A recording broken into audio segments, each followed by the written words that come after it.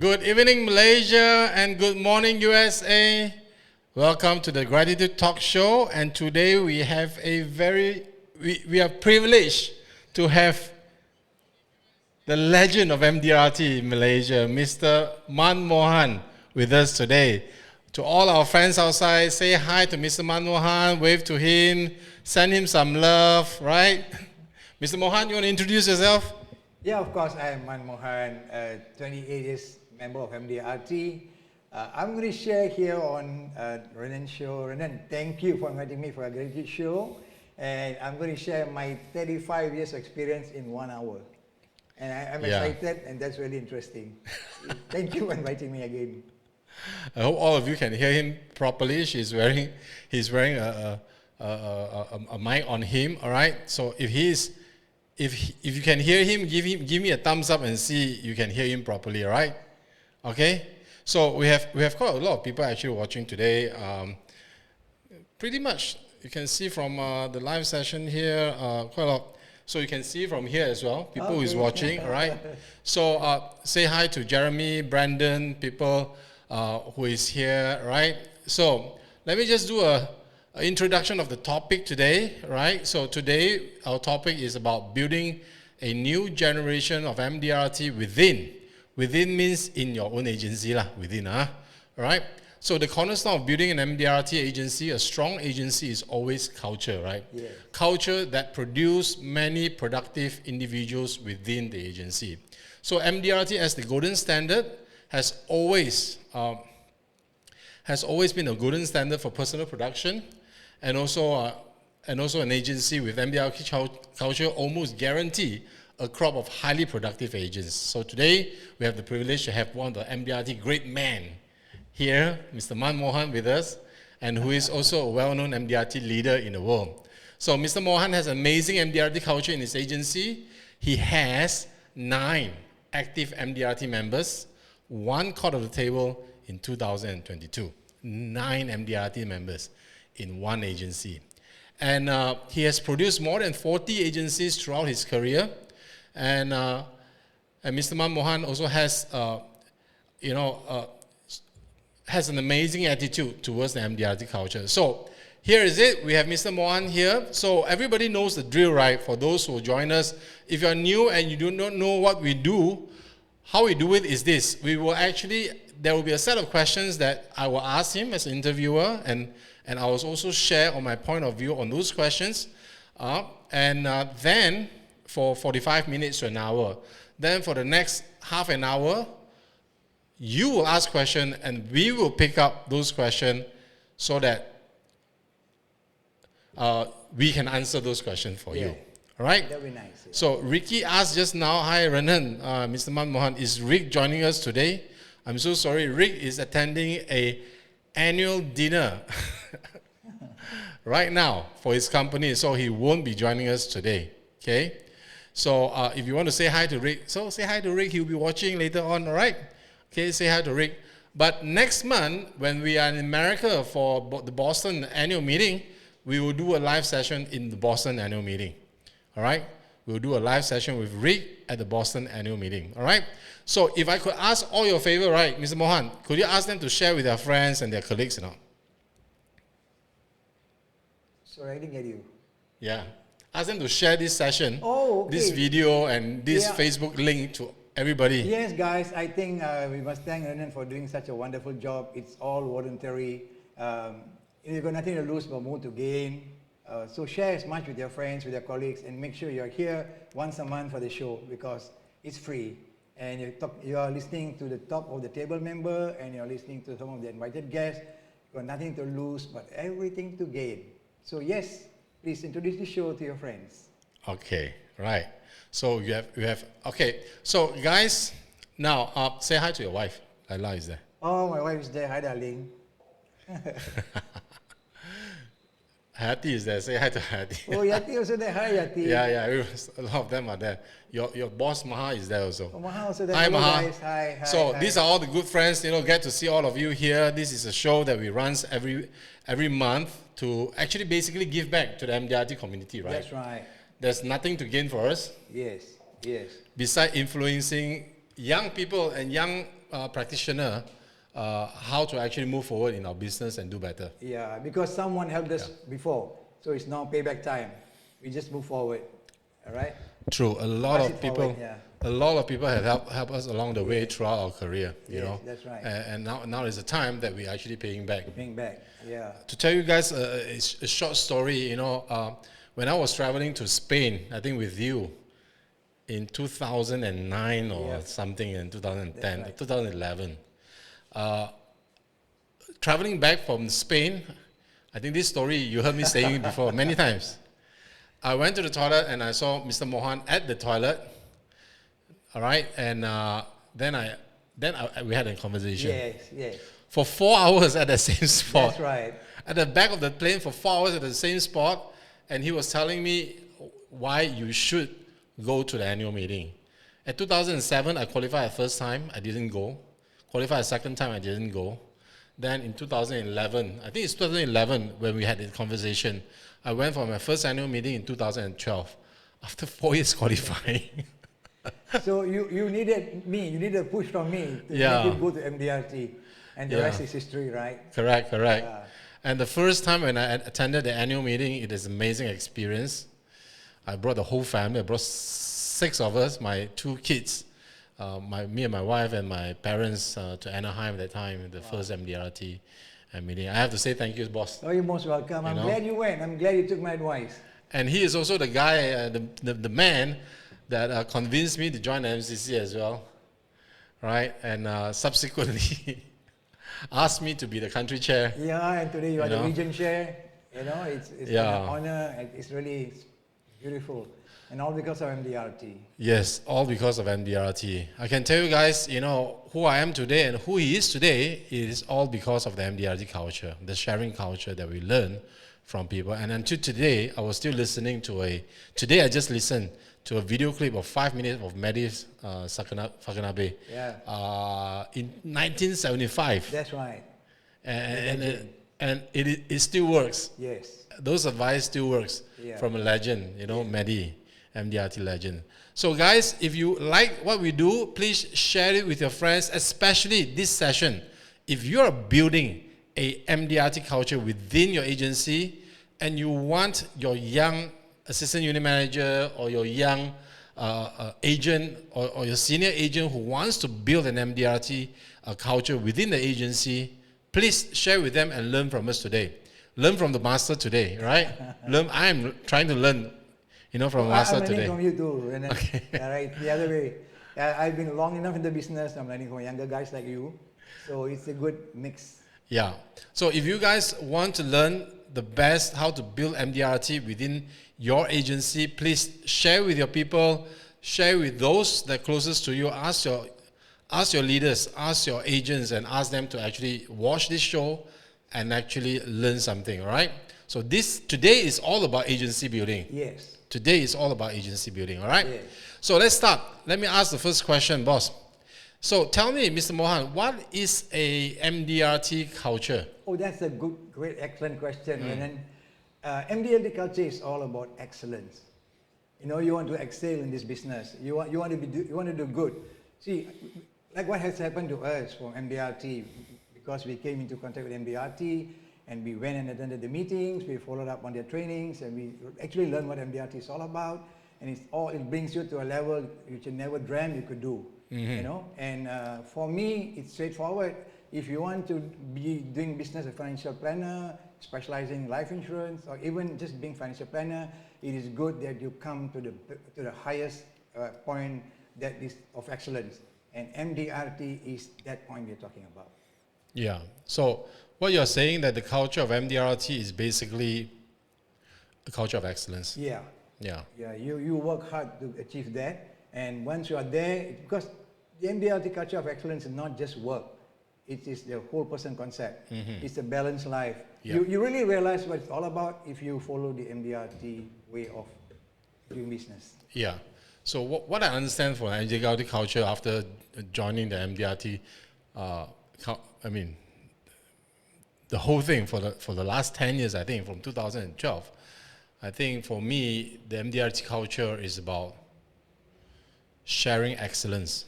It's not just learning about excellence, it's about sharing how to be excellent. And today I was just listening to a podcast in the car when I was driving back home, sharing about selling your agency and selling your business and move forward to a better, a better life. So it's not about just working hard, it is about telling you how to actually achieve a better life by not working too hard. Something very different. Working smart. This one you don't get it from all your trainers in your company. I'm so sorry to say that, but trainers in the company is always telling us to work harder, getting more and getting there, getting hard. But in MDRT, it's about the whole package, right? Yes. Right? Yes. The first time I heard about the whole person concept, it really blew me away. Yeah. And the first time I heard about how to take care of the children, when I learned from Brian Hackett, the Kids Day Out. And today, I really practice the Kids Day Out every week. And my children they plan out the Kids Day Out for me and tell me where to go and what to do. And that is amazing time we can spend with the kids. So those are the thing, right? I think MDRT is about excellence and sharing the culture of being excellent. That's right. Yeah. That's right. Because if you're coming to the industry, then personally, I will say that your goal should be to do MDRT. Because by achieving MDRT, you achieve a lot more, not only in the form of dollars and cents, in the form of a whole person concept, form of a fantastic person you'll be, helping out the people, helping yourself, becoming financially independent, being more professional, because MDRT is all about being professional. Yeah. All right? So if you can follow that culture, if you can tell yourself that, hey guys, I'm coming to industry with only one aim and one aim only, that is to be MDRT. And once you achieve MDRT, you know what we're talking about, and you know what it's all about, because you have become an MDRT member. And I must just remind all those people who are doing MDRT year in, year out, these are excellent group of people. These are practitioners. We must mix with them. We must talk to them more often, okay? And MDRT is not how fast you do it. MDRT is how long you last. Absolutely agree. All right? So if you're doing a proper way of doing MDRT, you're being trained well, you're being taught well, you have got an agency culture, this MDRT culture, then I assure you, you're going to go very far. Now, who is the longest surviving MDRT member right now? I'm not sure. We've got to get the MDRT records. I'm not so sure about that one. But I know during my time when I first went to MDRT, people like Mehdi Fakazadeh, Norman Levine, and all these people were the stars then. And whatever it is, they may not be around, but their name is there, the excellence is there. People, those agents coming in to join MDRT today are still reading their books. And something which is very unique about MDRT, no matter how old they were, no matter how many old ideas they had, it's still practical today. True. Right? As long as human beings are being born, you have got population growing, we are in business. True. So there's no such thing as to be running out of, you can't have, people to see, or you can't do this business well. It all boils down to how much you're thinking, how well you're prepared, and then following the right leader, following the right culture of the leader, or the right culture of the agency, then you see you'll go very far. Now, this is one question out of the blue. This is a question a lot of agents ask, right? Now, sometimes when you first join a business, you join a leader, then you find out that this guy is 6:30. It's not that good, and you want to be excellent, and he seems not be able to guide you. And a lot of agents actually have this heart of leaving and move and join another leader. What is your take on that? To me, Ren En, that's an excellent question, but we should first be thankful to the leader who brought us into this business. Correct. Right? We have to be grateful to them.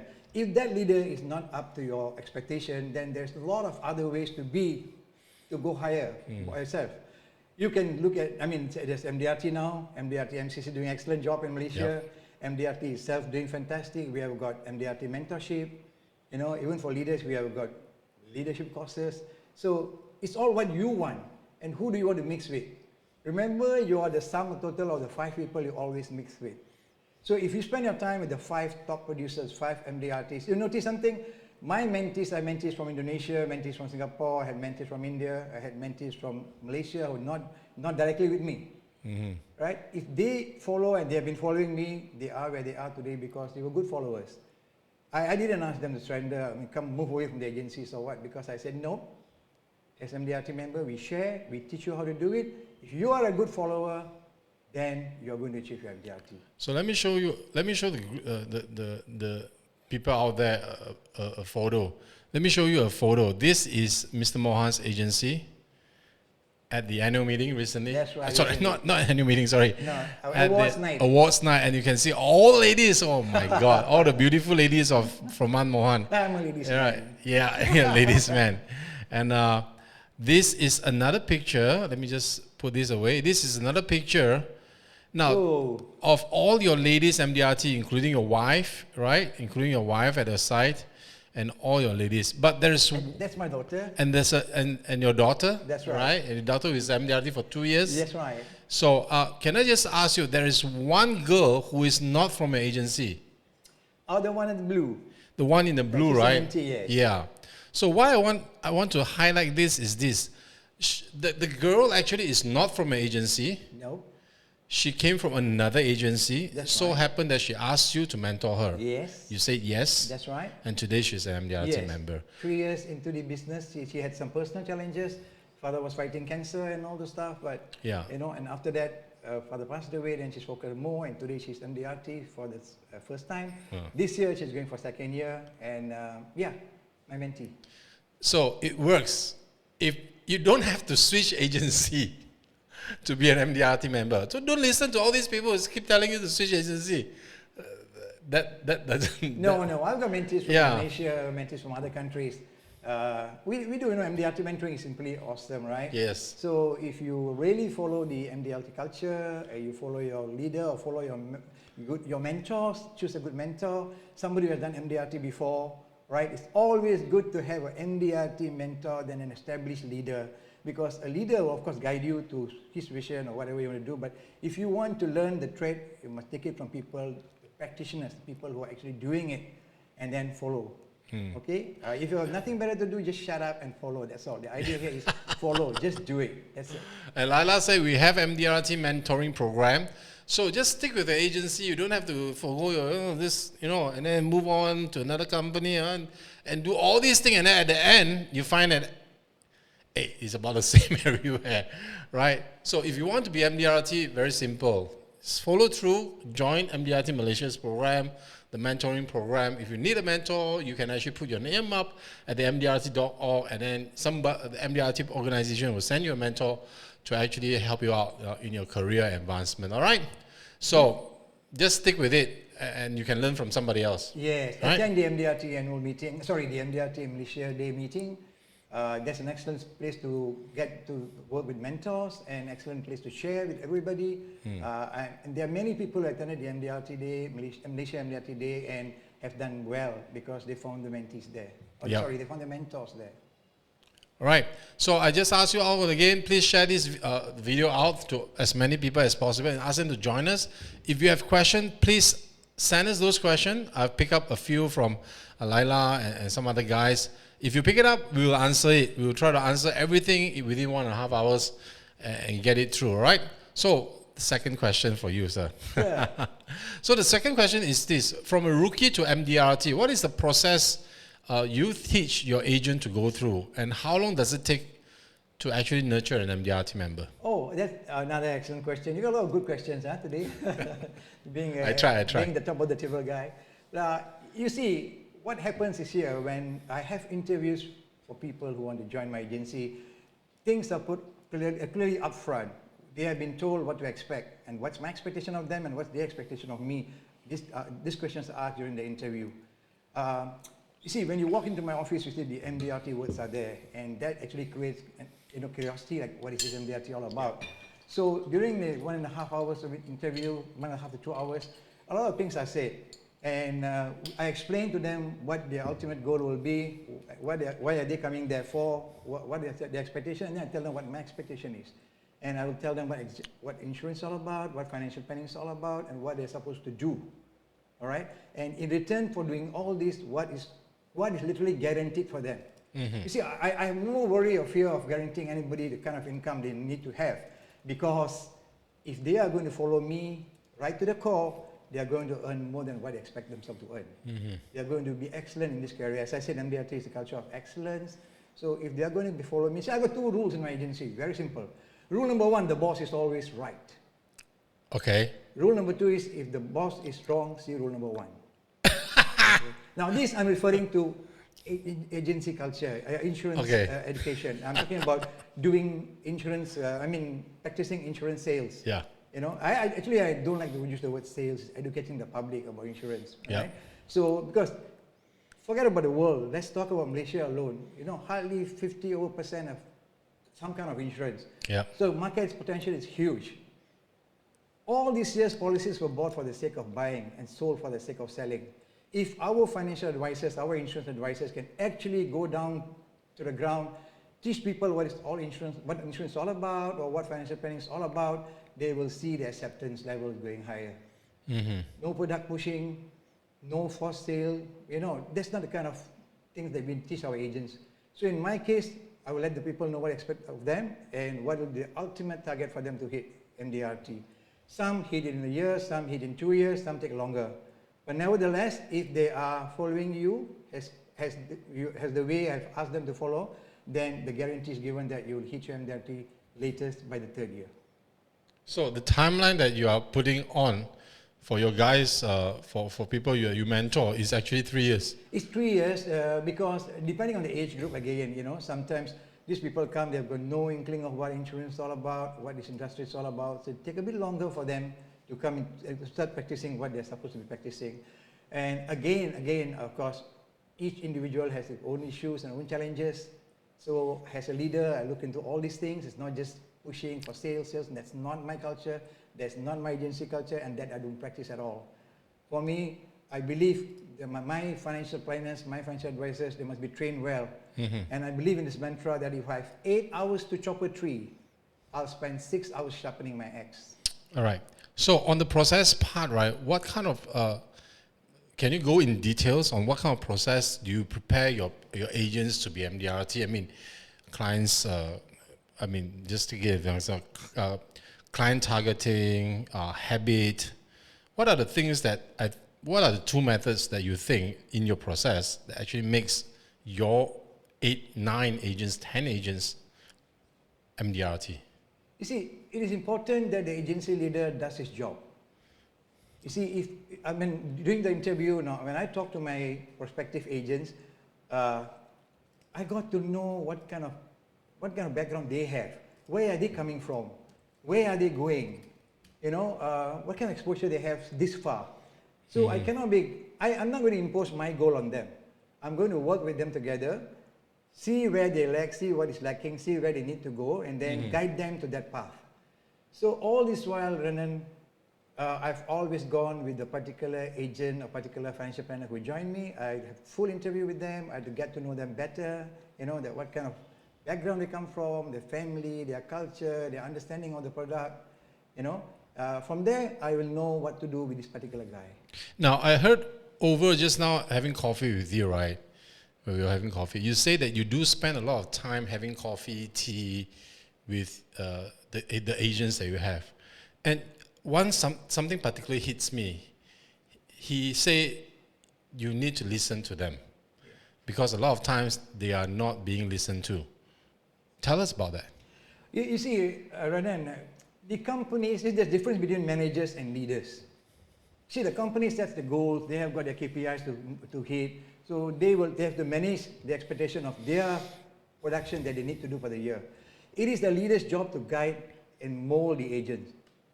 You see, so I never practiced being manager, although my title is manager, but no, I'm a leader. I want to lead this group. I want to make sure that this particular agent's vision comes true. It might not be MDRT for the start. They want to be financially independent, probably want to get a higher income for the start. So I want to make sure that I help them achieve that vision first. And then once they can do that, rest assured they will hit MDRT, which is slightly higher. For example, our convention qualifying. Convention qualifying in most companies are literally almost MDRT level of production. So if they can push themselves a little bit more than their normal conventions, they become MDRT members. So when I go out with them, see, as a leader, I wear so many hats. And it's not just about work, culture, just about work. And never once ask my agents how many appointments you have, how many cases you close, because that's not the culture. That's not the way we work. We have to really sit down and see where the person stands, and then if he's going to follow what I am teaching them, the way that I approach them, the way I train them, make sure they're comfortable. As I told you, spend 6 hours sharpening your axe. I don't want to send my people out in the field knowing nothing, and you're carrying Mohan's name, you're carrying the company's name, and then you go out and meet someone and talk rubbish. That's not what we want. So when I sit down and have coffee with them, is to find out more about themselves. And normally when you have coffee and all with one-to-one with the agents, you hear a lot of things that you wouldn't have heard otherwise. When you have agency meeting, they are not going to raise their hand and say, I've got this issue, they got that issue. But when it's on one-to-one basis, you can see them talking about the family, the spouse, their children, their in-laws, and what have you. So it is very important, Renan, that as an agency leader, spend some personal time with your producers to get to know them better. So one follow-up questions for you from me again. I'm the one that asked the most question. Please, guys, if you want to ask question, please put it down so that we can actually answer them for you. You know, if not, there will be questions only from me, and I will learn the most. All right. Do you want to learn something from Mr. Mohan? Please put down your questions. Right. Laila send some questions. We'll answer that. Right. So the next follow-up question for you is this: how much time do you actually spend one-to-one with the agent every week? You see, Renan, it is from the production for the week or production for the month, you know that something's not right with the agents who have got some low production. Because if they're not following what you're saying, that means something is seriously not right. And that's something which is not right will be told to you on a one-to-one basis. So this is where you improve the person's, like we don't talk about insurance when we meet. We talk about other things which is bothering them, which is, which I think that as a leader I'll be able to advise them, not do it for them, that I don't know, I can't do that, but I can advise them what to do, what they should be doing and all the stuff. Sometimes it's not really much, but they feel that there's a lot of pressure on them for other things which are non-insurance. But when we give them our thoughts and ask them to think about it, in my style, for me, my style is very simple. I just make sure I question you many times, and that you get the answer by yourself, and we move on with the answer that you've just found for yourself. Okay, so basically is to spend good time with your people, ask them question that is outside of insurance, and really find what kind of issues they may have. Maybe it's family, mother-in-law, whatever, the dog, the cat, or sometimes husband and wife issues, children issues, that make them not productive for that. How can someone be productive in seeing people when something else is bothering them? Yeah, true. Right? So we, as a leader, we wear so many hats, as I told you. We got to make sure that each of their questions are answered to the best of our ability. I'm not telling you get involved monetarily, get involved personally on the personal matters. No. As a leader, your opinion matters to them, and then many a times they have come back to say, boss, the day they told me this, there was a day, I thought about it, and yes, it worked well. See, the important thing as a leader is to make sure the family doesn't break up, the family culture is there, everything is respectful, and then, you see, when things go right for you, everything goes right. So you must make sure that things are right for you before you move the right direction. Wow, this is the longest question I've ever seen. Jeremy just asked one long question. Okay, we will try to break it down, Jeremy, all right? So, in a nutshell, right, you are saying that as a leader, to build an MDRT culture, one of the most important tools that we should use is to sit down and listen. Yeah. I've seen over my 35 years of experience that whenever a question is asked in an agency meeting, many a times it's silent. These people wouldn't want to bring up their personal matters there. So the only way, as I said, to get out is to go and meet them personally. Well, you don't have to see the entire 30, 40 agents that you have, but there are some you think they'll be able to help them, then yes. Well, let me tell you something, Ren En, in my experience, over 3 decades, I've never terminated anyone. They have either moved out from my agency by themselves because they got married, some had critical illnesses and they passed away, some migrated, some went up to run their own agencies. So for me, it's very simple. When you come and see me to join my agency, you're actually coming to You come and see whether this person, this man can help you in this career. And if I can do that, I don't see a reason why you should leave. The only time a person leaves you is, as I said, if something's really beyond their control. But no one come and told me that, hi, Mr. Mohan, I would like to leave your agency. That has never happened so far, and I don't think it will happen in the future too. You know, I heard from leaders recently that agents are leaving their agency, this and that. But sometimes I find it quite amusing. Sometimes we do really have to ask ourselves, why do your agent leave you? Did you put enough time listening to them? Have you spent enough time nurturing them? Have you been fair? Right? Very important question. So I always believe the push factor is bigger than the pull factor. That's right. How charismatic you are as a leader, you can't pull people if there is no push factor from the other side. That's right. All right? Yeah. So for all the leaders out there, if you're nurturing a small team, right, and you do have this problem of people leaving, ask yourself, have you been a friend?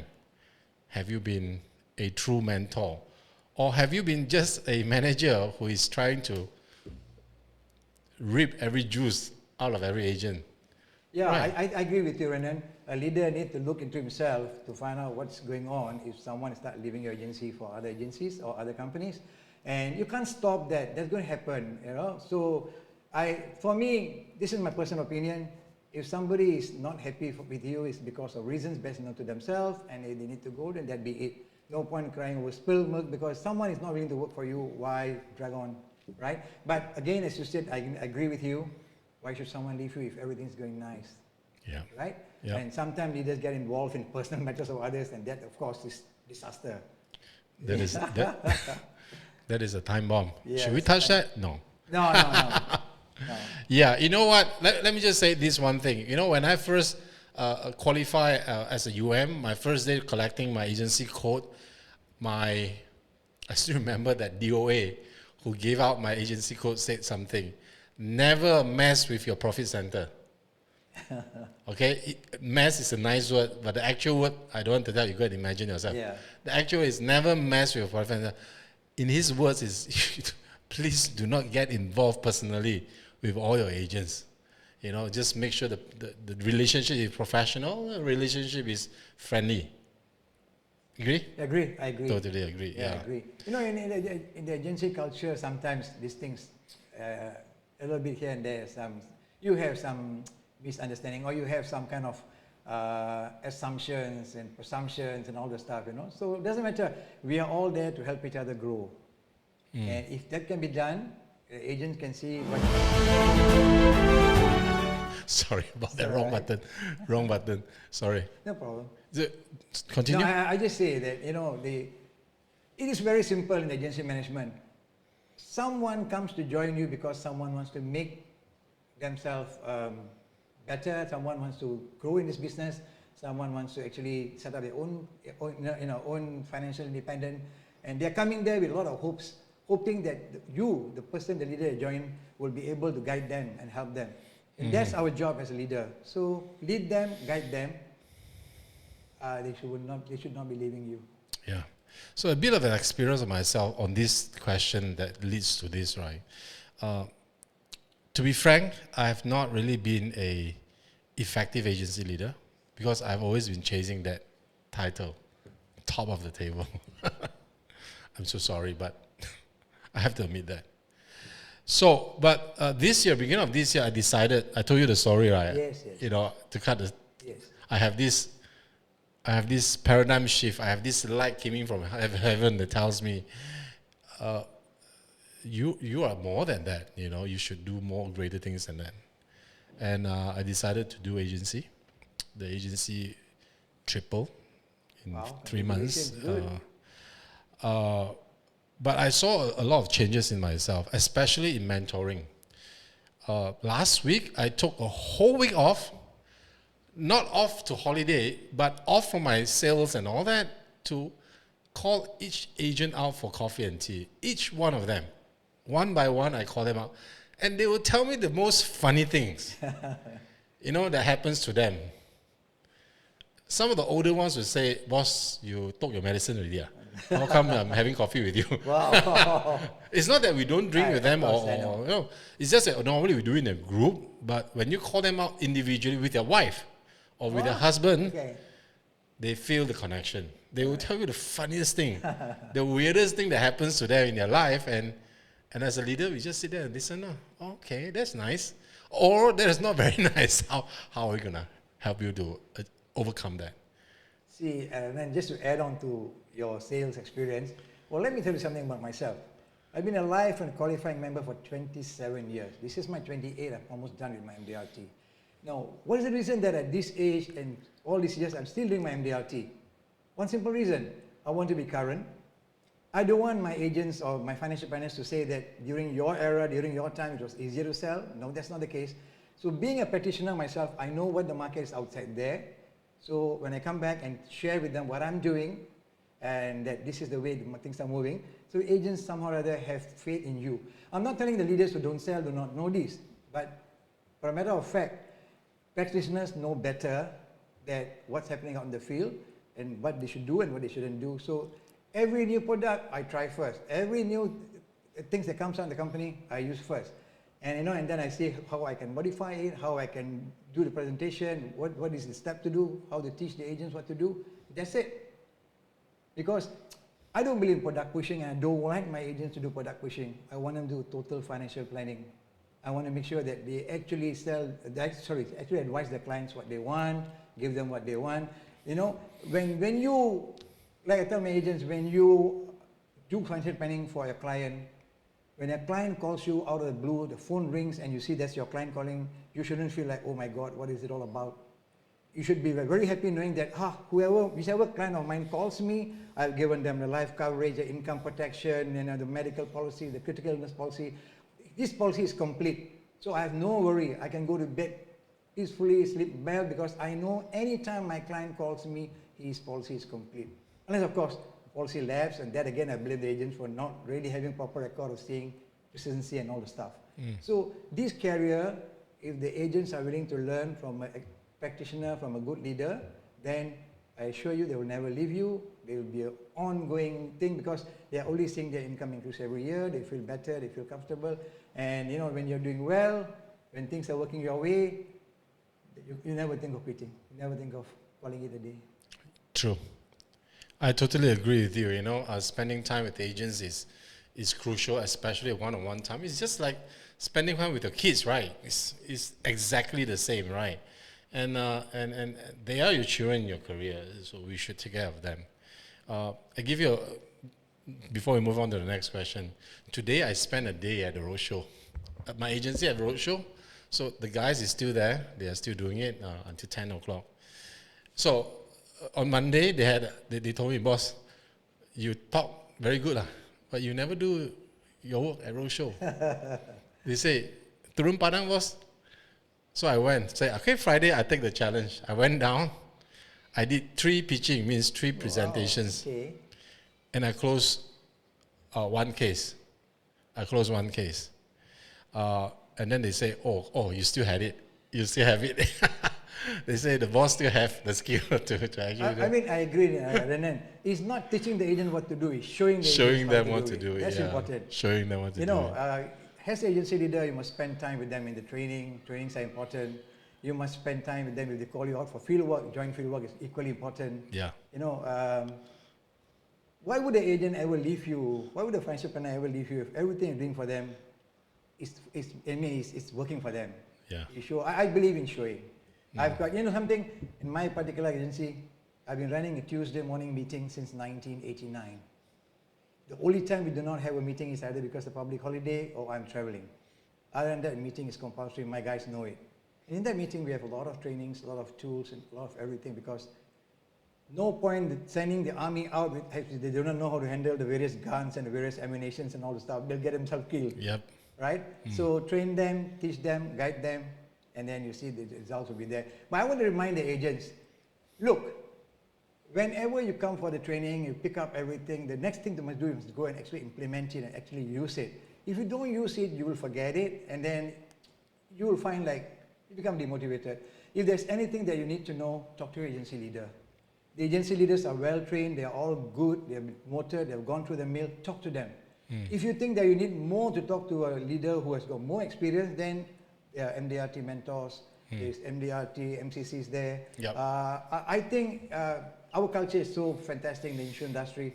I'm yet to come and see another industry having a meeting like MDRT meeting, MDRT annual meeting. I don't find the world, the Fishermen Association of Malaysia having meeting with the Fishermen Association of Indonesia, or some furniture guys meeting. No such thing. All I know is financial planning worldwide. We meet as MDRT members, and you can only become better and better by attending these meetings. But first and foremost, do the basics first to hit MDRT. Well, the only association I see that teaches skills are the doctors. That's the only association. That's it, but I don't see them sharing the way we share. Yeah, but not between the pharmaceutical companies. No, when I don't. I mean, look, we go to other companies in other countries. We share all our ideas, how we're doing it in our place, and it's like open sharing. Nobody asks for anything. It's like this is the way it is, and that's why we are where we are. Yeah. Right. Yeah. So about mindset, this is something interesting, right? All of us want to know his mindset and what he instilled in his agents. So the question is this: mindset. What kind of mindset do you instill with your agents? What is that one particular thinking process that you instill in the agents so that they become MDRT? That one thing. It's just that right attitude. That's about all. There will be challenges. There will be ups and downs. So if your mindset is that I have to do it no matter what, then you will do it, because the mindset is like I have to do it. It is the right attitude, that's all. To me, it's attitude problem, that's all, nothing else. There are always challenges. From the time we were born till the time we breathe our last, there are going to be challenges. So when and where along the way are we giving up? We shouldn't, right? So like I say in our industry, have the right attitude. I assure you, it's not easy, but what is?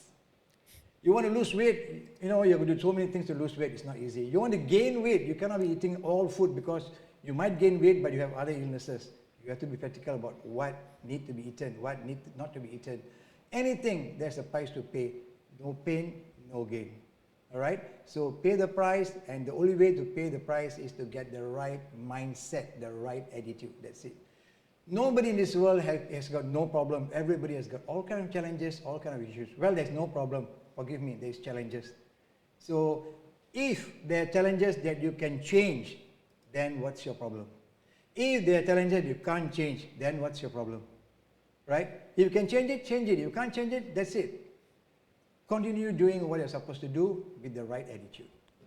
These two shall pass. Fantastic. Right attitude, right? Right, it is right attitude. Yeah, it's actually, coincidentally, I was listening to podcasts. This today has been listening to MDRT podcast and MDRT, the short videos. The only one thing, the number one criteria in hiring a new agent is attitude. If he can pass attitude, he can do a lot of things.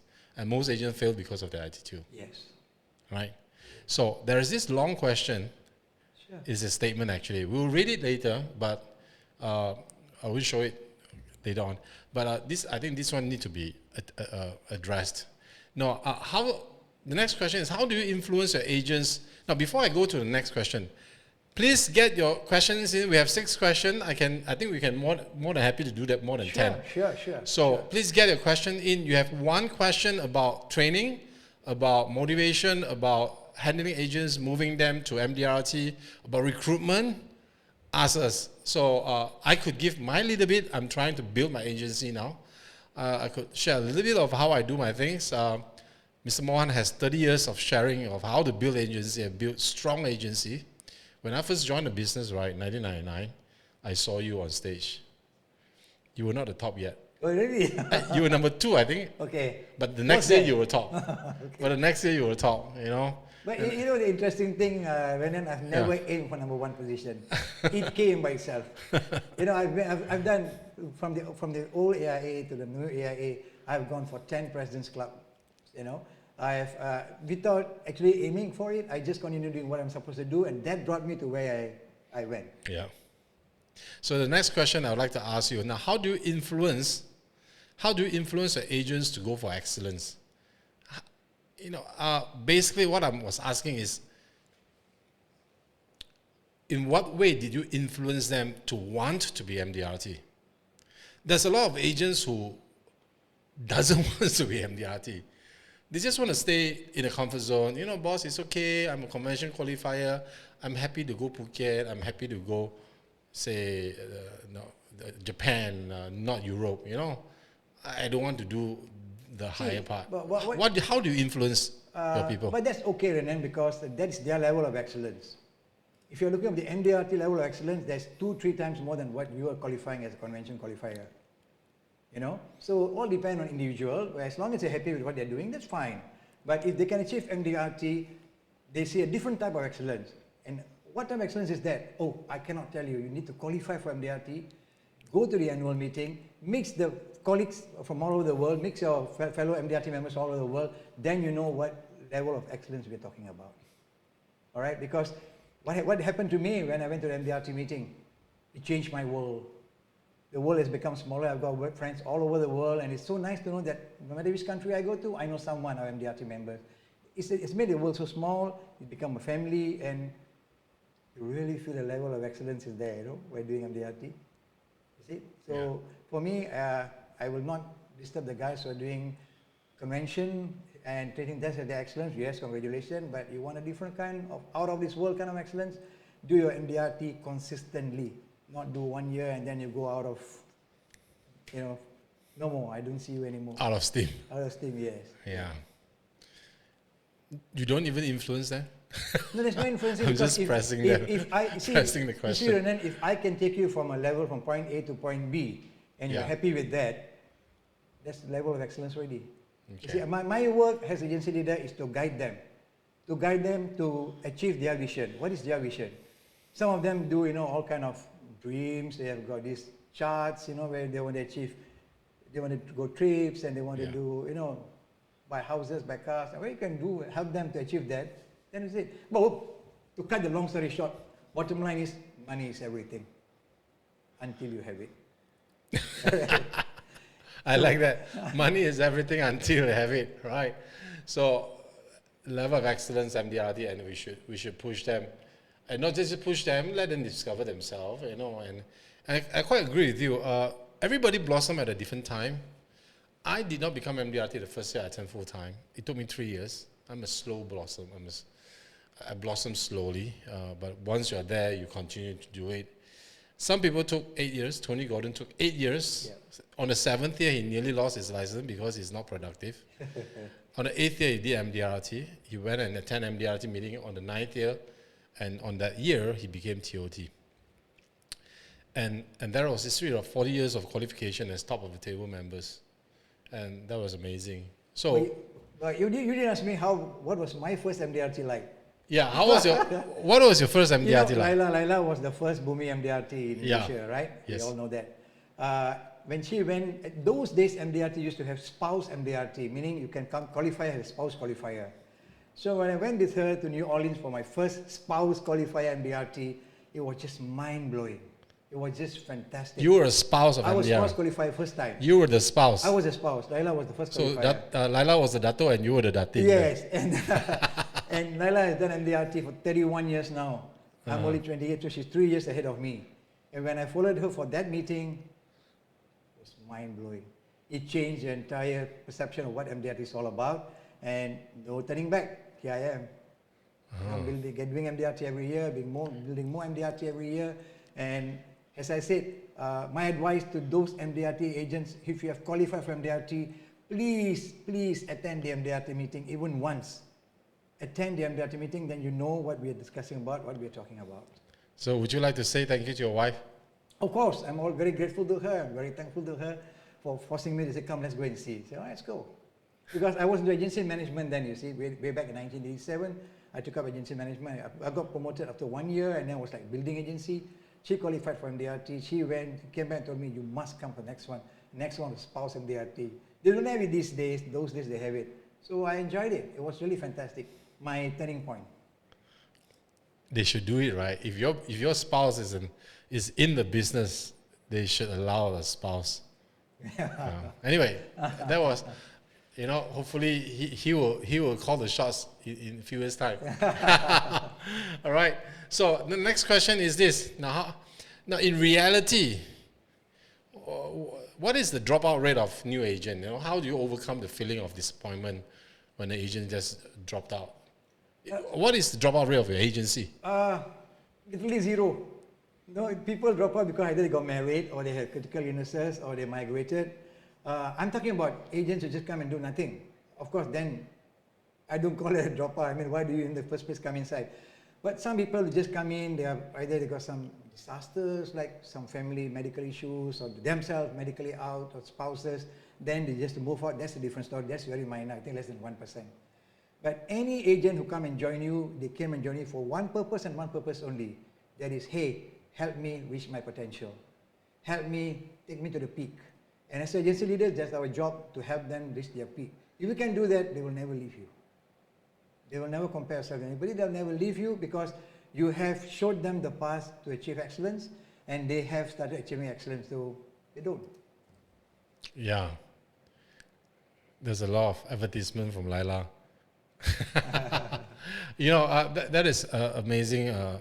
Very, very good answer, right? So people don't drop out because they want to. People drop out because some of them just don't try. That is a very small percentage, The people normally drop out because they've got other things that are bugging them, bothering them, that they probably need some fixed income first. They probably need to have some stable income first, which is a very minority group. And that's why for a new agent, when they come in first, the first 3 months is crucial. The first 3 months might be spent really one-to-one with them to guide them and show them what it's all about. And why would somebody who's succeeding ever leave you or drop out?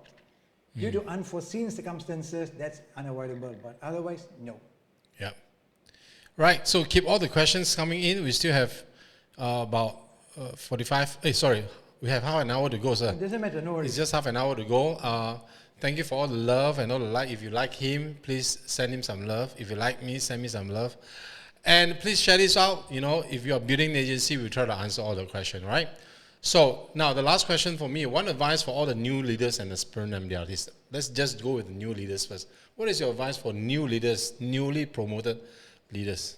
I will tell them to equip themselves well, educate yourselves well, attend the leaders training courses, attend the LIMRA courses, attend the whatever course available. MDRT has got global leadership now. Attend all that. You need to be equipped yourself. You need to know yourself what to do. If you are ready, you are prepared, you have learned yourself, you know everything, then be able to pass the knowledge to them. Otherwise, no. Leadership is not just about money. Leadership is all about bringing someone from point A to point B. And to do that, you must educate yourself first. And that's why, as I told Ren En with you earlier, that I want to do MDRT not because I want to do it, and not because I am desperate to do it. I just want to feel how the market is outside there. And I have first-hand experience, so with my education, with my training sessions, at this age, I'm still attending AI's training, my company's training, I'm still attending. I'm probably the oldest guy attending this training, but you know what? Education is forever. From the cradle to the casket, it's all about education. Mm-hmm. Right? So if you educate yourself well, equip yourself well, you are one step ahead of your agents or your advisors, things are, they will stick on to you. Right. Fantastic, sir. So, stick to it, get trained and all that. Yeah, as agency leader, we tell our agents to learn, to read, to do everything. That leadership example, right? You have to do it yourself first. You must know everything yourself first. It's not just pushing agents for sales. That's not the way leadership works. I think in the insurance industry, right, me as a leader myself and also being led by my boss is very good in training MDRT. He has 5 MDRT, 1 COT, 1 TOT under his belt, 5 district. Look at my boss. He's never stopped learning actually. Although he has retired actually recently. He just told me, Ren En, I decided to retire. Please take care of my clients. I said, okay. so I was talking to him just recently. I just had lunch with him. But he has never stopped learning. So as an agency leader, you should learn. But if you ask me, right, in the insurance industry, a lot of leaders stop learning. Right? A lot of leaders stop learning, and I think the insurance industry should not just do leadership or managers training on production, but really do leadership on coaching, on bringing the best out of your people, and really practice that, you know. I believe in being educated for a agency leader. I believe that you must do the necessary exams and necessary courses. And very early in my career in the insurance industry, I did my CHFC, my CLU, my CIAM, my LUTCF, my RFP in Sharia. I did education. I'm still learning a lot. Lately from the global, that leadership course, global services. Yeah, Harvard. Yeah, that's an excellent course for leaders. I will encourage all budding leaders to enroll themselves for the global services. It's free. It's free for now, but it is an excellent course. It teaches a lot of management, and I'm very impressed with that course. I've qualified and done a few courses, done a few papers, and I will urge leaders to enroll yourself. Education is must, guys. The people who are joining us today are not the people who joined us 30, 40 years ago, but today's fresh graduates know a lot of things that probably the leaders do not know. So in order for you to be being a leader, it's advisable that you take up all these professional qualifications because it's worth it. Believe me, it's worth it. Yeah. And Mr. Mohan, just now you were flipping through my John C. Maxwell leadership training program. That's right. That's an excellent book. Right. That was my online training program. Wow. That I'm actually doing every Sunday night. Wow. Online. No wonder you're good. No, I'm learning how to be a leader. I was learning how to be TOT for the last 20 years. And now I'm learning how to be a leader, how to go down to the ground and how to teach people, ask questions. And I hope it's not too late for my guys, and you guys give me time to learn all this, and I hope to actually inspire and impact your life. About learning, I'm actually reading this book, if you can see, Surrounded by Bad Bosses and Lazy Employees. You can see that? Why am I reading this book? This is to learn not to be a bad boss. And also learn that how to deal with idiots at work, basically, how to deal with the agents. And I'm learning how to deal with them. And this is all behavioral science. You can actually learn something out of it. So let's just jump to questions from... Just to add on, yeah. sorry, Renan, yes, please, go ahead. Just to add on, right? As an agency leader, you must always remember, yeah. one has come to your office to join you. They has come there for a reason, they have come there for a purpose, right? They didn't come there just for fun. Someone maybe they brought them there, someone maybe have spoken to them about it, or they themselves has come to listen to you. So if they have come there, meaning there is some interest for them to join you. If you are well trained, you are a well taught leader, you know what it's all about, and you can pass whatever you need, they need to know, they will come and join you, they will never leave you. Mm-hmm. So it's important that, as I said, all this education are very important because you're going to impress these new guys with the kind of education you have. Mm-hmm. You know, how many times have I done interview and spoken to new agents to ask them what do they know about insurance? Frankly, no offense meant for to anyone, I get answers which I never thought I would get. For example, what do you know about insurance? It's like somebody dies, somebody gets the money. You know, so I don't blame them because that kind of knowledge sometimes is very little. And those people who are even fresh graduate come back, they don't know much about insurance. Apparently the word frightened them, and when we actually educate them and share with them, say what this financial planning is all about, specializing in life insurance, you realize that they were like, their eyes are open, their mind is open, like, whoa, I didn't know this. I thought insurance was just simply about medical policies and and retirements and what have you, income protection and all the stuff. So we educate them a little bit more, and then you realize that was, wow, this is the thing it is. With the statistics given in our country, you know, how many people has insurance, how many do not have, what type of policies they have, look at the vast markets available for you. One thing needs to be right, that's your attitude. Yeah. If your attitude is right, if you're willing to learn, I'm willing to teach. That's the idea, that's the formula for success. Correct. We must, if you guys want to rewatch this, you can rewatch this later on, all right? Our production team, Mr. Ho, which is sitting at the back now, managing the whole thing, right? We'll actually replay this, all right? Okay? Now, So back to question. The first is from your wife, okay? So she says, what is the difference that you face, Mr. Mohan, now and then as a leader and as a life planner?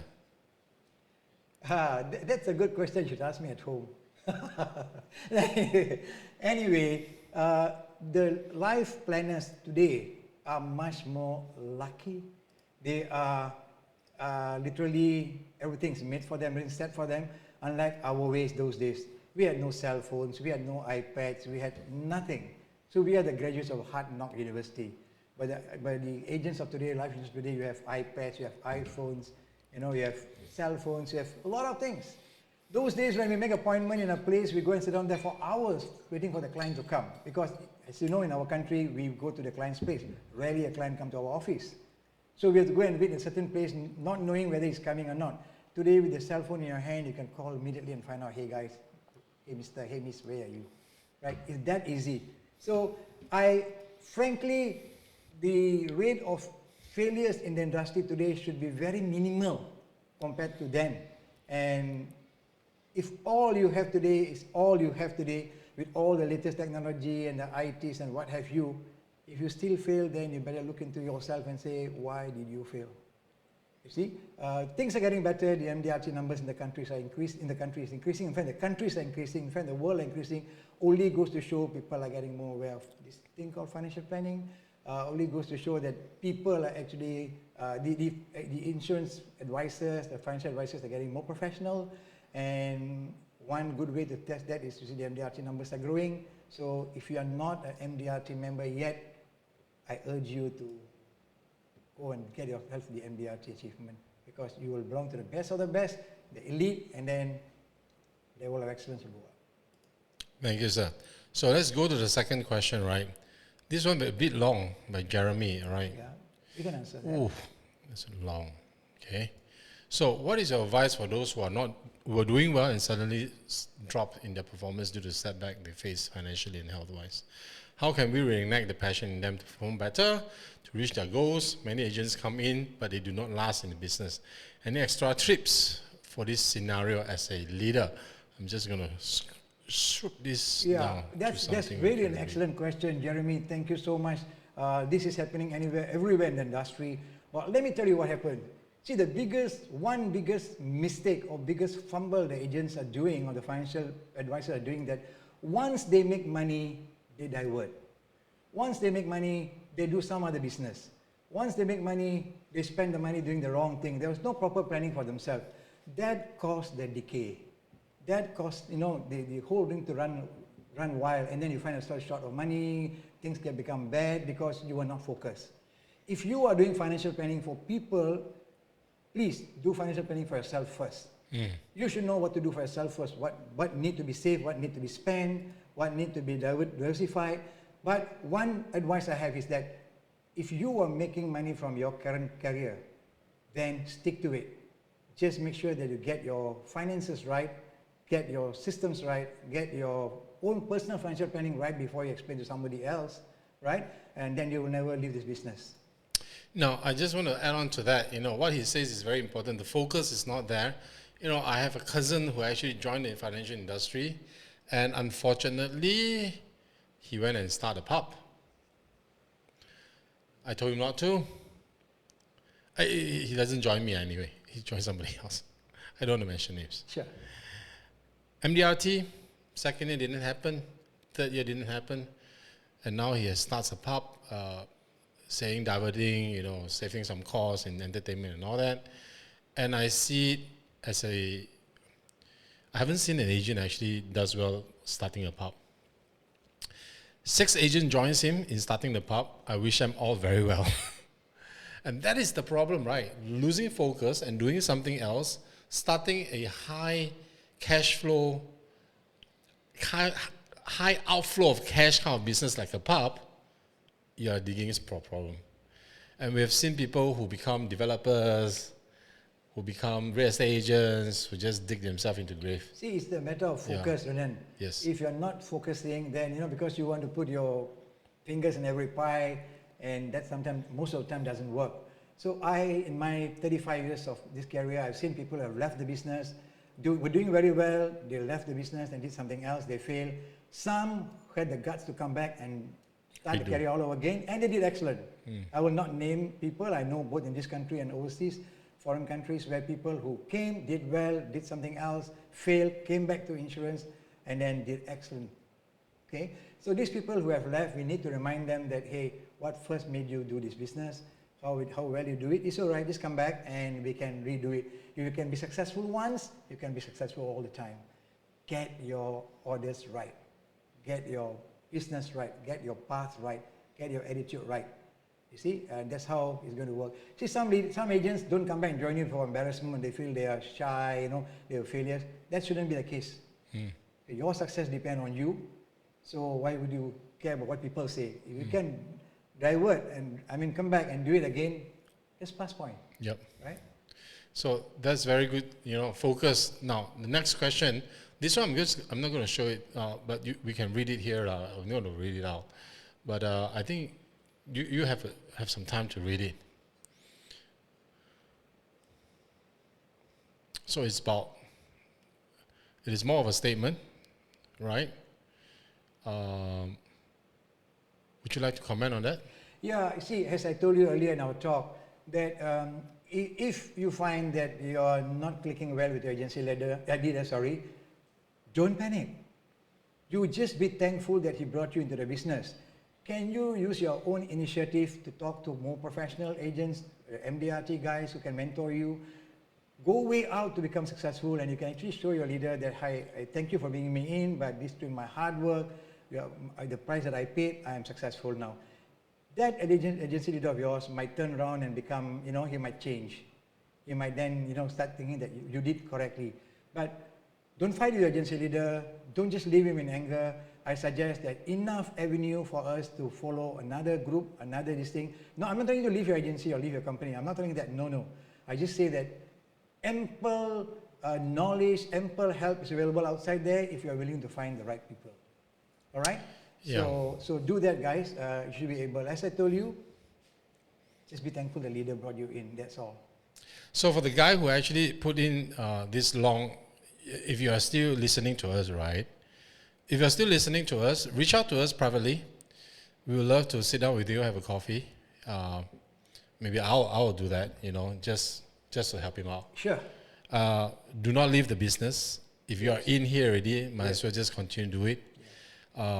So my suggestion for you, if you're willing and if you think that we can give you some advice, reach out to me privately. You can always drop me a private message on Facebook, and I'll come back to you and let's set a time and have coffee. And if I can help you, why not? All right? Okay? Yeah, great leaders always work together, guys. I want to thank Mr. A. Winston. He was my manager who found me way back in Rawang and brought me to do life insurance. I am ever grateful for him.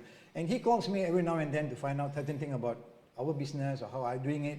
We have this chemistry. I don't feel that he's my boss and he's asking me. I'm so thankful that he brought me into the business. I'm so thankful that he actually guided me in the initial years. I'm so grateful that until today we can still work closely together. No hard feelings, no whatever it is. I think each one of us should actually take it upon ourselves to improve our own education, our own knowledge, and there's ample avenues to do it. Yeah. So, me too. I want to say thank you to my boss, Mr. Tin Kek Yong, who brought me into the business. He tried to recruit my brother. I was recruited instead when I was 16, and I joined the business at 21. So, I just want to say something here. Sure. To my boss, thank you. Thank you for the dinners that you gave me when I have no money to buy dinners. And you knew that I came at 6 o'clock every evening for the first 6 months to have dinner. What's your boss name again? Tin Kek Yong. Mr. Ting, today Ren En can buy a restaurant for you, okay? I went to his house and tell him, I need a case study at 6 o'clock in the evening. He knows that, I'm his cousin. He knows that I'm coming for dinner. He cooks dinner. Let me have it, case study with me and send me off at 8 o'clock. And from 8 to 10, 11, I'll just go. And it goes on for 6 months before I can really stand on my own 2 feet. And I thank him for that. Thank you, Mr. Ting. Yeah. Thank you. So the next question, with the influx of so many new agents every year, do you think it's healthy for the industry? I think that's an excellent question again. There are too many excellent questions today. Well, see, guys, always remember this. You are competing with nobody. Remember this sentence I'm telling you now. If you compete with others, you become bitter. If you compete with yourself, you become better. Right? Forget about the world. Forget about what the others are doing. How good are you? You know, how many appointments do you have? How many people do you see? What is your studying level? What's your training level? How good are you? Can I point to you and say, this is the excellent agent I have, or excellent financial advisor I have? It's you. It's you. I've never competed with anybody all my life. And I've sent message for my agents. You compete with yourself. Okay? You compete with yourself. So forget about how many are coming to business, how many are not coming. As you know, if you have got about 90,000 financial or insurance agents in this country, only less than 2,000 MDRT members, what that tells you. All right? So my advice to everybody watching this show here today is this. I repeat what I said earlier. If you compete with people, you become bitter. If you compete with yourself, you become better. So draw your own future, go, learn from your manager, learn from your company. There are enough tools, enough literature to guide you to where you want to go. The question is, do you want to go? Are you willing to pay the price? Look at me, for example. I'm an agency leader. I recruit, I train, I sell. People asking me, how do you do as an agency leader? Well, I tell you something. I don't recruit every day, so I have time to sell. I don't sell every day, so I have time to recruit. So why shouldn't you? You know, so finding excuses, there are zillion excuses you can find, okay? So, but if you want to succeed, there's only one reason you want to succeed. Do it. Do it. If you do not have a proper leader, don't worry about it. There are many people out there willing to help. Ren En is one of them. I'm there. There are many more. Join the industry, guys. Join NAMLIFA. Join all that, associations. Join the MDRT, MCC group. Join the MDRT Day. You know, there's a lot of literature. Join the Leaders Club. There are a lot of things for you. The trouble is, are you willing to do it? Are you willing to follow? Are you willing to pay the price?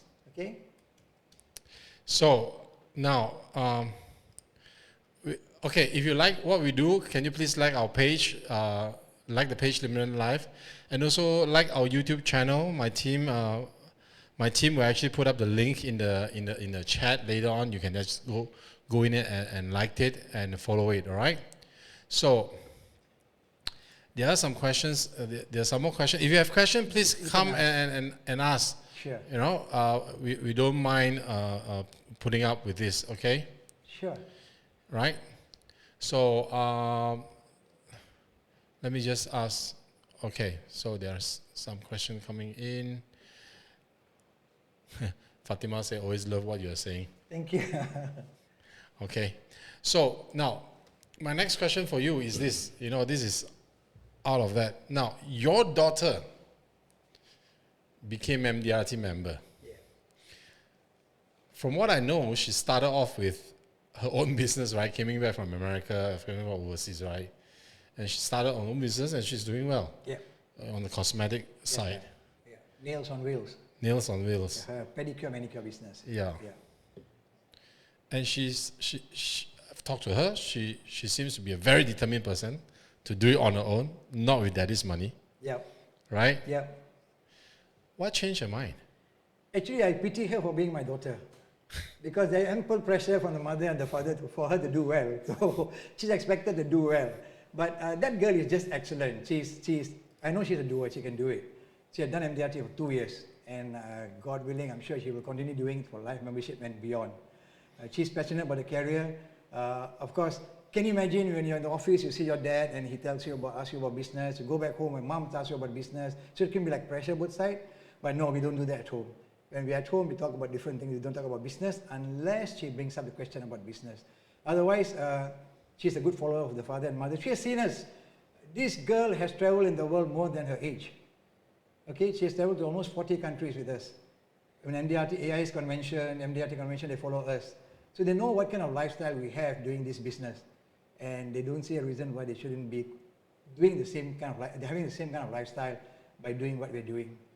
See, I've got advice for everybody who are contemplating coming into this career. Just don't think twice, just come in. You know why? We need more people to be in this business because we need more people to be professionals. There is ample chances for everybody to become MDRT. The question here is, are you willing to pay the price? And what is the price? Discipline, right attitude, follow your leader, follow the industry, follow your mentor. That's it. You are MDRT. No, one thing I noticed, right, and so let me just put it this way. A lot of people think that when a children of an MDRT member joins or leader joins, the father gives her business, and you did not do that. No, no. Tell us about that. Yeah. How did she do it? You see, Yeah. giving is easy. I know many leaders down there, the wives are TOTs, and husbands are TOTs, daughters are TOTs, COTs and all. They're passing business to them. It's okay, that's the way they operate. Nothing wrong with that one. Okay. All right? But if you want to train someone to do it when tomorrow you're not around, then they should be able to do it. You know what I mean? You know, if you give someone a fish, he'll eat it for a day. If you teach him how to fish, he'll eat it for a lifetime. So I believe in teaching her how to fish. So she should be able to eat for a lifetime. Yeah. But that's how I believe. But of course, different people practice different ways. I'm not going to comment on that one. The question is, when the helper is not there, are you willing? Could you carry it by yourself? You know, I get a quote from another TOT. She has 2 daughters who are MDRT members last year and the year before. And I asked her, how did 2 of your daughters become MDRT members? And you yourself is a top of the table member. Wow. And of course, there are people saying, hey, this guy, this, the father give one. But come on, father is TOT qualifying member. How to give 3 MDRTs away? You think so easy? Yeah. Right. True. So I told those guys who doubted and all that, you think so easy to do 9 MDRTs and give 3 away, and you yourself can still be MDRT member. Yeah. It's definitely not easy, right? Yeah. No, but I think the best part is don't worry about others. Yeah. let's do ourselves and let's prove to people that we can do it ourselves. That's more important. Okay. So yeah. Now one question is this. Hold on a minute. I like to answer this question. Yeah. This question. Fatimatul Zara. Yeah, she asked when agent is giving up and keep saying I want to quit, and can I just say I want to quit? No, you don't do that. If your child tells you I don't want to go to school, do you say don't have to go to school? No such thing, right? You pacify the child and say what's wrong? Why aren't you going to school? What's bothering you? How can I help you? When anybody can say how can I help you, will be willing to do it. Have you held the hand of your agent and gone out to field work with her? Have you shown her how to do it? Or you are a typical manager? If you are a leader, you will guide her, you will hold her hand and take her to the field and say, do you want me to come? You see, many of my agents, when I say, come, let me follow you to the field, they will go like, no, boss, I can do it myself. Probably they're scared. After all the teaching, they might not be so good, but it's fine with me.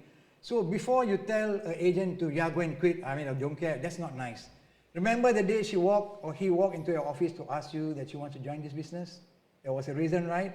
Today she's frustrated because she can't make it, there is some issues. So sit down, have a cup of coffee and say what is wrong, and then tell her that if I can hold your hand and take you out there and show you, will that be okay? Do it 2 or 3 times. I'm sure she'll be ever grateful and thankful to you. Thank you, sir.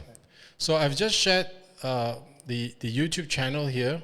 So this is YouTube channel that we runs all our shows. You can get all our shows there. And also, of course, we also runs our podcasts. If you guys want to listen to all the podcasts that we are putting on, please subscribe to us. Let me just put the link there so that you can click it on. I'm just putting my Google Podcasts and also the Apple Podcast link there. And you guys can just download all this show that I've done with Rick, Mr. Mohan, and all the rest of the guests like Sadiq Dirani and all that.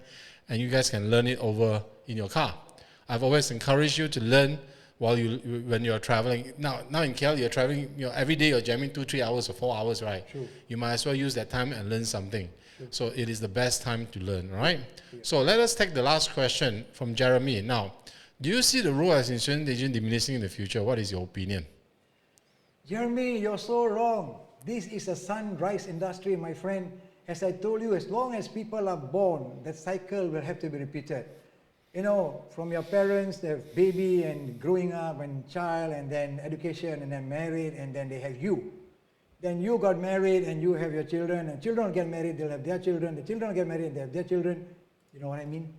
So it's a non-stop cycle. So this is, I will till my last day never say it's a sunset business, it's a sunrise business.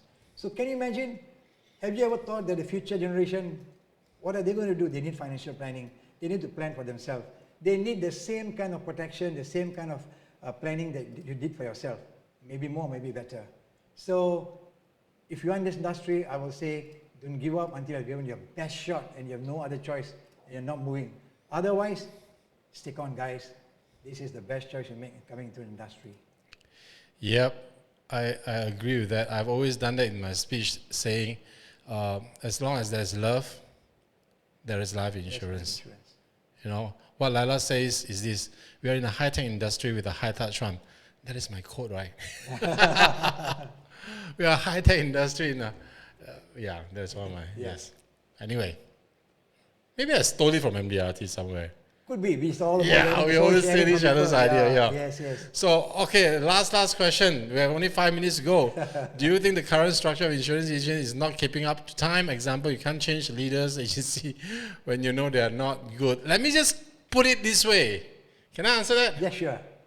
You know, I attended RFP recently. RFP, capstone. I done my Shara, now I'm doing my conventional. Good boy. Yeah, a lot of work, boss. Yeah. You know, 80% of the agents, the people that attended the RFP class, out of 15, 16 of us in the class, 11 are disgruntled. I think 12 I counted at the back. 12 are disgruntled agents that wants to go to FA because they don't like their boss.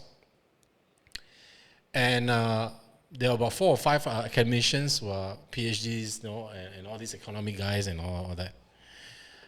You know, and when I spend time talking to them to lunch and all that, the one thing, you know, that bothers me, you know, is the attitude of blaming the others. You know, it's like my boss is no good,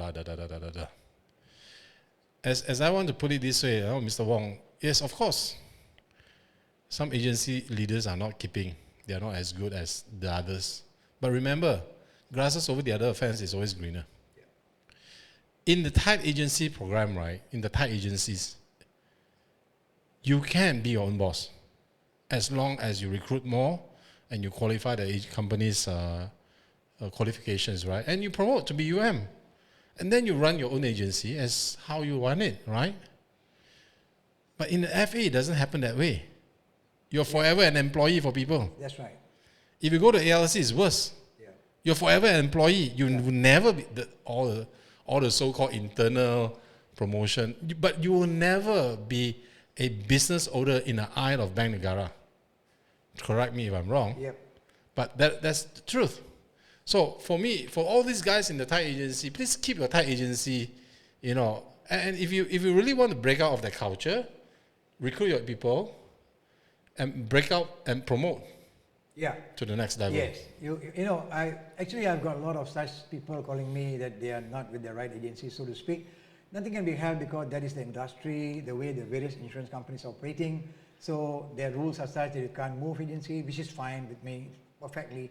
All I can tell is that it's good for one to do homework, to do research before you join an agency, to see where they are, who they are, what type of things they are.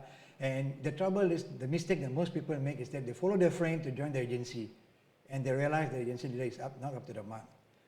They can't be held, but as Ren En said, and I said earlier too, that work your way up. Work your way up, not work your way out. Wow, not work your way out, work your way up. And then your leader might change and see you doing well. He might say that, wow, this guy is doing a different thing. And even myself, I had quite a few downlines. They are doing very well. In fact, they're doing better than me, and I'm so happy for them. You know, I'm still learning from them, and this is what I will encourage everyone to do it. And if you are an agent or your financial advisor or your MDRT member, you're doing well, I will also urge you to take up agency management because it's a totally different ball game. You probably can show your leader what kind of agency you run. So forget about what he'll be getting or you overriding on you from the company. That's not your concern. You just build your own agency, you write your Not own my show, concern. create your own empire, and you Yep. see how far you can go. My leader came to my roadshow recently. Ah, that's fantastic. He visited, Yep. and he said, "Good job, nice going." I said, "Boss, let's do it." He said, "No, I'm too old." He's enjoying his life, so don't bother. Don't go and bother him already. Yeah. Let him rest and enjoy life. Right. Last question. 9:57 already. Okay. No problem, I'm okay with that. Hi, Chiefs. Bernard Lee, you know him, right? Yeah. How can a leader produce more leaders? Good question. Okay. I think leadership is about influence. Recently, I visited Hassan, one of the top leaders in AIA. I went and see him because I needed to learn how to nurture Bumi agencies. I went and saw it because my agency now is 70% Bumi, which is not normal, right? but I'm working towards that. Sure. I went and see him, and you know what? He was sitting at the sofa, relaxing, and when he talks to me, he's very relaxed and all that. Then I asked him, how did you manage 500 agents? How did you inspire them? You know what he says? We don't coach, we don't train, we influence. His actual word is this: we influence the people. You do not force it down, you do not make them do it, but you influence them when they are relaxed. So he's an influencer. You influence them. So he said, in the Malay agency, he said, you cannot expect it to be like a Chinese agency. Sing song, let's do it, my goal. It don't work. Because the culture is not like that. But you can do is this.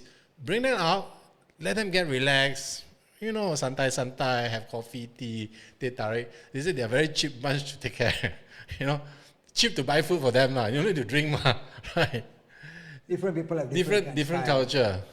And then he said, influence them through the informal settings. And you influence, by that he says, I influence my leaders and they will influence their people. Right, I agree with you, Yes. Ren En, but to answer Bernard's question, is to add on to what Ren En said. For me, it's very simple, guys. My question to all financial planners is this: do you want to set up your own empire? Do you want to build your own company? Do you want to have something that belongs solely to you, created by you, made by you? Imagine today you're having only yourself, and then suddenly you have 200, 300, 400 people under you, right? So the question that I'd like to ask my agents, or for the matter, Bernard's question is that, hey guys, do you want to set up your own empire? And frankly, being in the industry for 35 years, my word is, if you can do it, you'll be glad you did.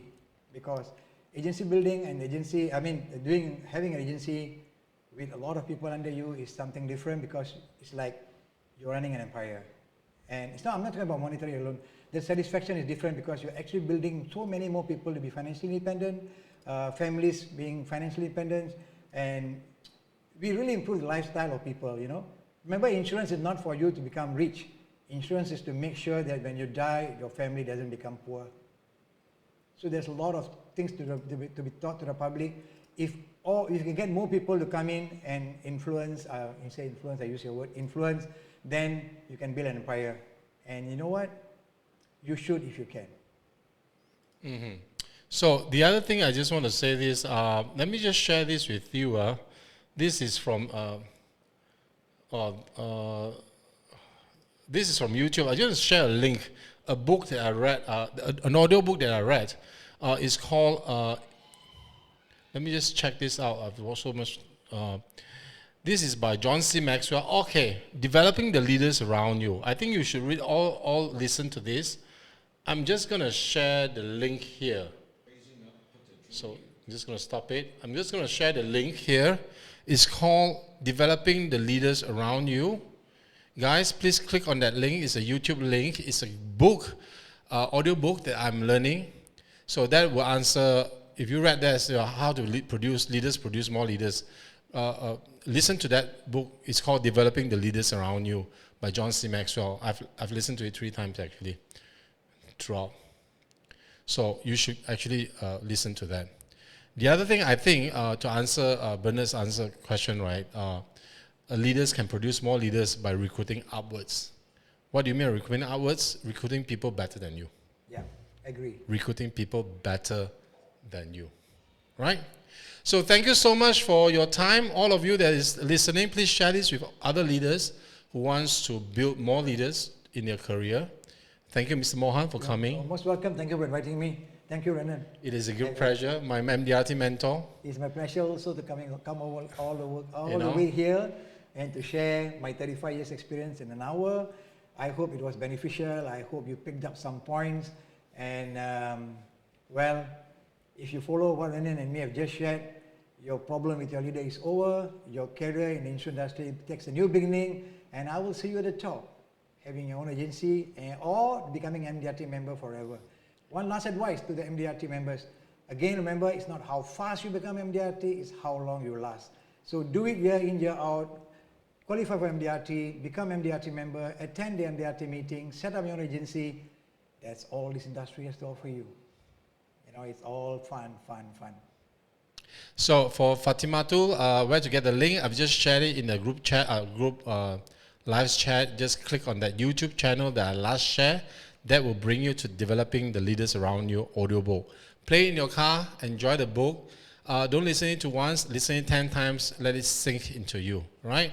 So always learn, and always learn. Thank you, Laila. Laila, you are my, you know, Laila, 1999, I joined the business. 2001, I saw you on stage.